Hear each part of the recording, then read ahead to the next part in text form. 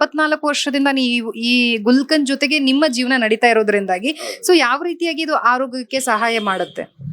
ಆರೋಗ್ಯಕ್ಕೆ ಮೇಯ್ನ್ ಆಗಿ ಹೇಳ್ಬೇಕು ಅಂತಂದ್ರೆ ಇದು ಬಾಯಿ ಹುಣ್ಣಿಗೆ ಬಹಳ ಒಳ್ಳೇದು ಮೇಡಮ್. ಫಸ್ಟ್ ತಗೊಂಡೋದಂದ್ರೆ ಬಾಡಿ ಎಕ್ಸಸ್ ಆಫ್ ಹೀಟ್ ಇರುತ್ತೆ, ಅದು ಕಡಿಮೆ ಮಾಡುತ್ತೆ.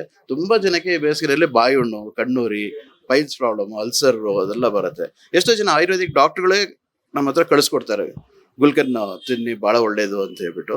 ಹೀಗೆ ಗುಲ್ಕನ್ದಲ್ಲಿ ರಿಸಲ್ಟ್ ನಮಗೆ ಗೊತ್ತಾಗುತ್ತೆ, ಯಾಕಂದ್ರೆ ಕಸ್ಟಮರ್ಸ್ ಎಷ್ಟೋ ಜನ ಬಂದು ಫೀಡ್ಬ್ಯಾಕ್ ಕೊಟ್ಟು ಹೋಗಿರ್ತಾರೆ.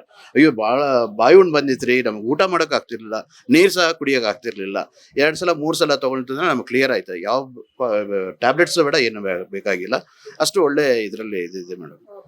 ಸರ್, ಈಗ ಗುಲ್ಕನ್ ಅಂತ ತಕ್ಷಣ ಸ್ವಲ್ಪ ಜನರಿಗೆ ಭಯ ಇರುವಂತದ್ದು ಶುಗರ್ ಕಂಟೆಂಟ್ ಇರುತ್ತೆ ಅದರಲ್ಲಿ ಅಂತ ಹೇಳಿ ಭಯ ಇರುತ್ತೆ. ಯಾಕಂದ್ರೆ ತುಂಬಾ ಜನಕ್ಕೆ ಡಯಾಬಿಟಿಸ್ ಸಮಸ್ಯೆ ಇರುತ್ತೆ, ಅಂತವರಿಗೂ ಸಹ ಗುಲ್ಕನ್ ಸೇವನೆ ಮಾಡೋದು ಉತ್ತಮ ಅಂತ ನಿಮ್ಗೆ ಅನ್ಸುತ್ತೆ? ಜೊತೆಗೆ ಅವರಿಗೇನೆ ಸಪರೇಟ್ ಆಗಿ ಕೊಡುವಂತ ಸಾಧ್ಯತೆ ಇದೆಯಾ? ಇಲ್ಲ, ಖಂಡಿತ ಇದರಲ್ಲಿ ಶುಗರ್ ಹಾಕಿ, ರೋಸು ಶುಗರ್ ಹನಿ ಎಲ್ಲ ಹಾಕಿ ಮಾಡ್ತೀವಿ.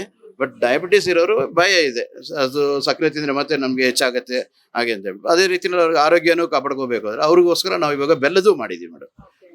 ಆರ್ಗ್ಯಾನಿಕ್ ಬೆಲ್ಲ ಅಂತ ಬರುತ್ತೆ, ಅದ್ರಲ್ಲಿ ಮಾಡ್ತೀವಿ.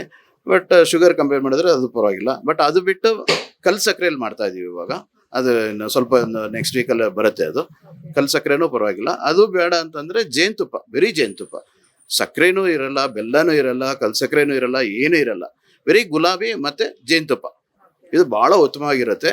ಡಯಾಬಿಟಿಸ್ ಪೇಷಂಟ್ಸು ಯಾರು ಬೇಕಾದ್ರೂ ತಗೋಬಹುದು, ಬಹಳ ಒಳ್ಳೆಯದು. ಈಗ ದಿನಕ್ಕೆ 3 ಬಾರಿ ತಿನ್ಬೇಕು, 2 ಬಾರಿ ತಿನ್ಬೇಕು ಅನ್ನುವಂಥದ್ದು ಒಂದು ಕನ್ಫ್ಯೂಷನ್ಸ್ ಇರುತ್ತೆ. ಸೊ 3 ಟೈಮ್ ತಿಂದ್ರು ಸಹ ಇದರಿಂದ ಏನು ಸಮಸ್ಯೆ ಆಗಲ್ವಾ, ಹೇಗೆ? ಇಲ್ಲ, 3 ಟೈಮ್ ತಿನ್ಬೇಕು ಅಂತ ಏನಿಲ್ಲ. ಇದು ಬರೀ ಖಾಲಿ ಹೊಟ್ಟೆಲಿ ತಿಂದ್ರೆ ಬಹಳ ಒಳ್ಳೇದು. ಮತ್ತೆ ನೈಟ್ ಅಥವಾ ಅಕಸ್ಮಾತ್ ಜಾಸ್ತಿ ಇಟ್ಟಿರೋರು ಬೇಕಾದ್ರೆ 2 ಟೈಮ್ ತಗೋಬಹುದು, ಇಲ್ಲ ಒಂದೇ ಟೈಮ್ ತಗೊಂಡ್ರು ನಡೆಯುತ್ತೆ. 3 ಸಲ ತಿನ್ಬೇಕು ಆ ಥರ ಎಲ್ಲ ಏನಿಲ್ಲ.